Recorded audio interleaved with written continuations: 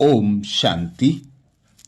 राजयोगी जीवन में ब्रह्मा भोजन और भोग का विशेष महत्व माना गया है। राजयोगी जीवन में अन्न की विशेष मर्यादाओं का पालन करना होता है। सात्विक भोजन के साथ साथ जिन पैसों से भोजन खरीदा गया है, जिस स्थान पर भोजन बनाया गया है और जो बनाने वाला है, उन सब में पवित्रता की प्रधानता को महत्व दिया जाता है। कमाया हुआ धन भी पवित्र हो, किसी को दुख देकर कमाया ना गया हो।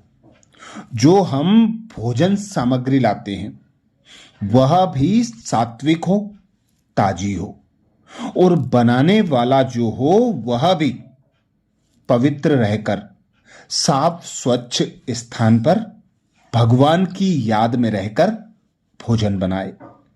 तभी अन्न का विशेष प्रभाव मन पर पड़ता है और मन तमो प्रधानता को त्याग कर सतो प्रधान बन जाता है।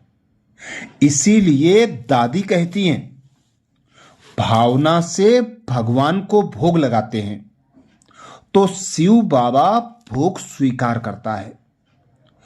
एक दिन हम कोलकाता में गई थी। वहां अन्य कोई बहन नहीं थी। मुझे कहा गया तुम भोग लगाओ। बाबा ने कहा तुम सिर्फ भोग लगाने बैठ जाना। भावना से, प्यार से बाबा को भोग लगाना। बाबा स्वीकार करेगा। बाबा के सभी बच्चे जो भी बैठे थे 15-20 के करीब होंगे, इधर भोग लगा और थाली वहां पहुंच गई। हमको थोड़े ही बुद्धि लगानी है। बाबा कहता है रोजाना भोग लगे। यहां भी रोज भोग लगाने के लिए बाबा के रूम में जाते हैं। सतयुग में आने के लिए हम अभी तैयारी कर रहे हैं। सतयुग में भोग नहीं लगाएंगे। सभी को भावना थी क्या मैं भी भोग लगाऊं? जो इस भावना से बैठा अनुभव हुआ वह हाथ उठाओ। अनुभव हुआ क्या? अनुभव हुआ कि बाबा ने बुद्धि खींच ली। खींचता है कोई हमको डाल के प्रेम की डोर। मैं हमेशा कहती हूं कि दिल को खींचा कि दिमाग को खींचा। दिल को खींचता है। दिल, दिमाग, दृष्टि, दृष्टि से पता चलता है ये याद में बैठे हैं या कुछ और प्लान बना रहे हैं। मुझे खिलाने वाला भी यह बाबा है। कभी जो भी खाना होता है बाबा मुझे खिलाते हैं। मैं भी कहती हूं बाबा के भंडारे से खाने में सुख मिलता इलाही है। प्यारी दादी सदा बाबा की याद के लगन में मगन रहती थी। दादी रोज कम से कम 5 से 6 बार मुरली का मनन चिंतन करती थी। दादी को बाबा द्वारा दिव्य बुद्धि का वरदान भी प्राप्त था। दादी से कोई किसी भी प्रकार का प्रश्न करता तो दादी हर प्रकार के प्रश्नों का उत्तर देकर आत्मा में संतोष भर देती थी। बुद्धिवानों की बुद्धि बाबा ने उन्हें ऐसी कला प्रदान की थी कि वे उलझे कर्मों की गुत्थी सुलझाकर समाधान स्वरूप बना देती थी। दादी सदा 3 बार ओम शांति करती थी। दादी से पूछा गया आपके 3 बार ओम शांति बोलने का क्या अर्थ है? तो दादी कहती मैं तो 3 बार ओम शांति करती हूं। पक्का हो गया है 3 बार। एक मैं आत्मा शांत स्वरूप हूं। दूसरा, मेरा बाबा सर्वशक्तिवान कहते हैं, तू मास्टर सर्वशक्तिवान है। तीसरा, ड्रामा कहता है धीरज रखो। बाबा की दृष्टि सदा सुखकारी है। एक सेकेंड भी बुद्धि कहीं नहीं जा सकती। लंगड़ा चलने लग पड़ता है, अंधा देखने लगता है। ऐसी है बाबा की मुरली और दृष्टि। बाबा हमारी माँ और बाप है।